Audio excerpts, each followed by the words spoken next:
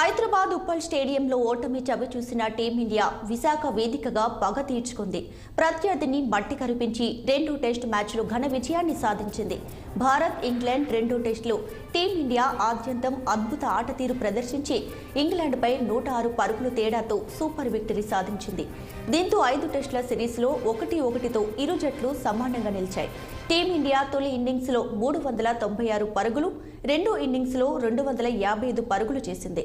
ఇక ఇంగ్లాండ్ తొలి ఇన్నింగ్స్లో 253 పరుగులు చేయగా రెండో ఇన్నింగ్స్లో 292 పరుగులకు ఆలౌట్ అయింది.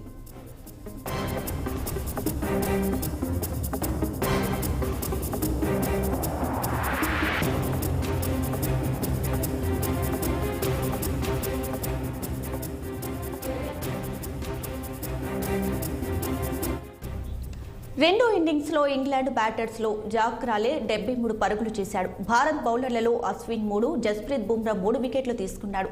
ఇక మిగతా బౌలర్లు తలా 1 వికెట్ పడగొట్టారు. భారత్ తొలి ఇన్నింగ్స్లో యశస్వి జైస్వాల్ 209 పరుగులతో తన కెరీర్లో తొలి డబుల్ సెంచరీ సాధించాడు. ఇక జేమ్స్ ఆండర్సన్ 3, షోయబ్ బషీర్ 3, రోహెన్ అహ్మద్ 3 వికెట్లు తీసుకున్నారు.